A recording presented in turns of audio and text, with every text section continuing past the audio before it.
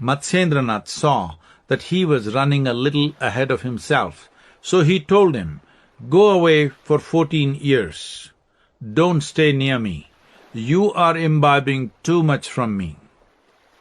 This was the hardest thing for Gorakhnath to do.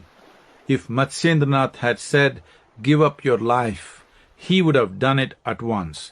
Go away was something he could not bear, but since that was what his beloved master demanded of him, he went away.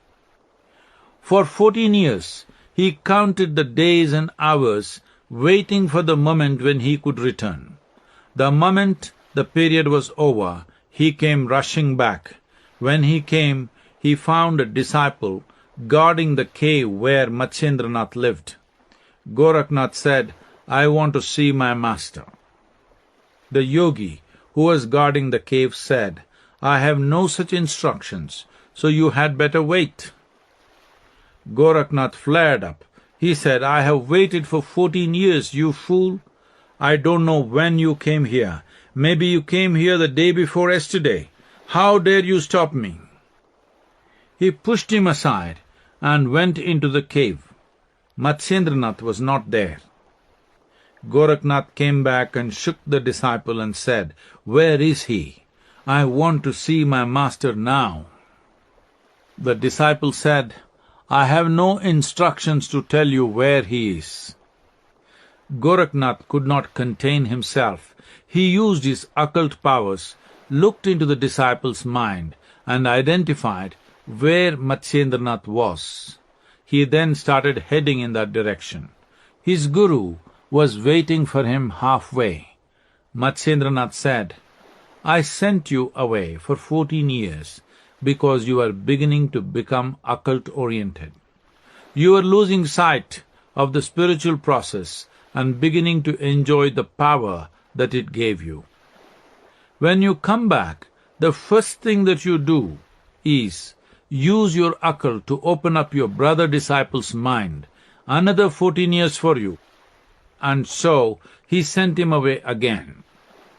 There are many stories about Gorakhnath making forays into this forbidden realm and Matsyendranath punishing him again and again.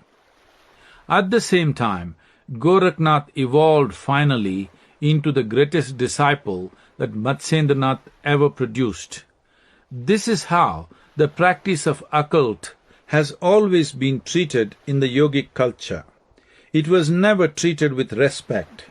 It was seen as a way of misusing life, of encroaching into areas where you should not.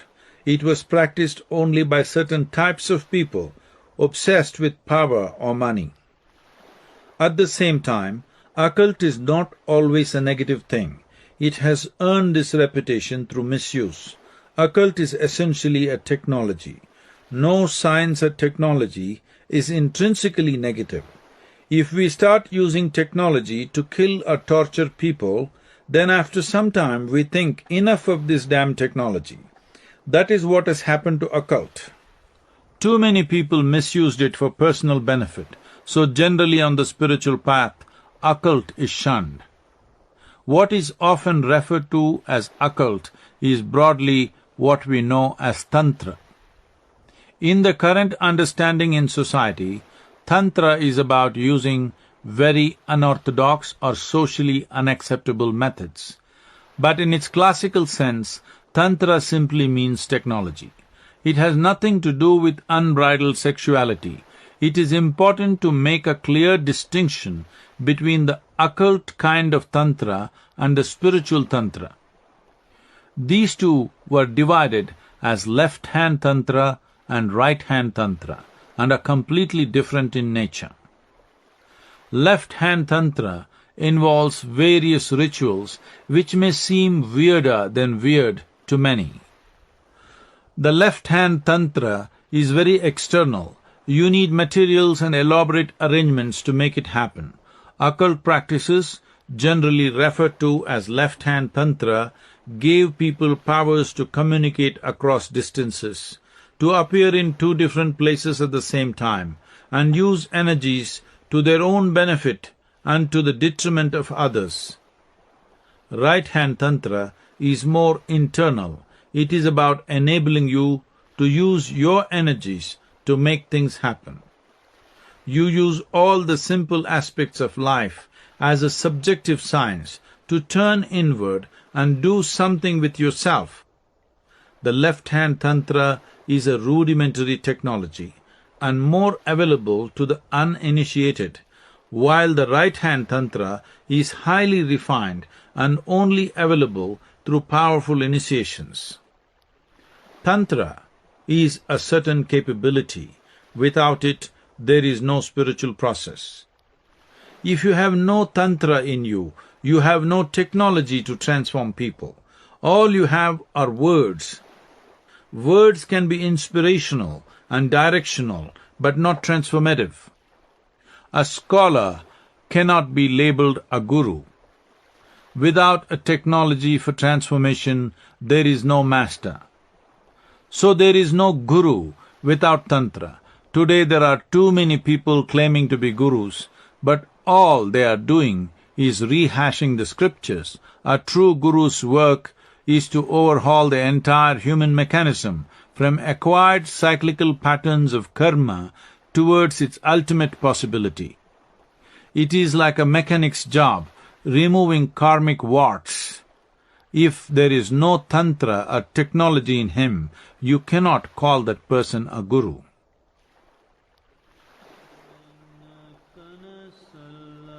Serpent power. The word Kundalini literally means energy.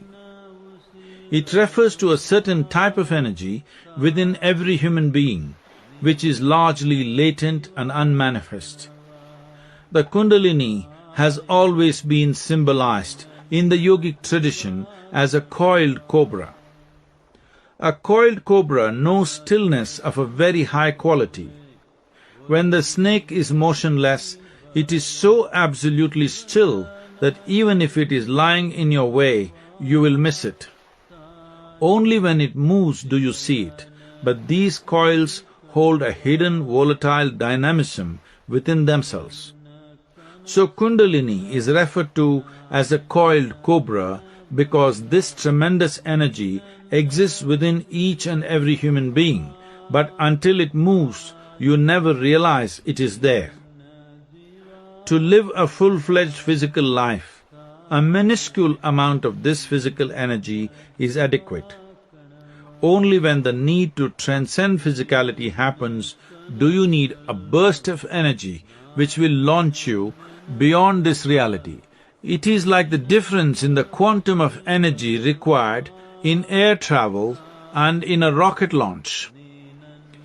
Flying within the atmosphere is one thing, and breaking the atmospheric barrier for space travel is quite another. Similarly, transcending physicality requires another dimension of energy altogether. There is not a single Indian temple where there is no image of snake. This is not because this is a culture of serpent worshippers. It signifies that a sacred space holds the possibility of arousing the unmanifest energies in you. Snakes are known to be highly perceptive creatures. Part of the reason for this, of course, is that they are stone deaf and perceive only reverberation. The snake is particularly drawn to a person who is meditative.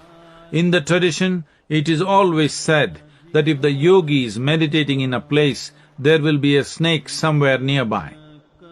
If your energies become still, the cobra is naturally drawn to you. Though physically there is a world of a difference between a snake and a human being, it is very close in terms of its energy system. If you encounter a cobra in the wild, you might find it coming into your hands without any resistance because its energies and yours are so akin to each other. Unless your chemistry shows alarm, which it interprets as danger, the snake has no intention of giving up its venom, which is its wealth, the medicinal properties of which are being increasingly acknowledged in the world today. Historically, of course, the snake has received much bad press because of the biblical story of Adam and Eve. But if you examine the tale closely, you will see it is the snake that initiated life on this planet. Otherwise, there was just a dumb couple who didn't know what to do with themselves, and you and I wouldn't have been here without that wonderful serpent.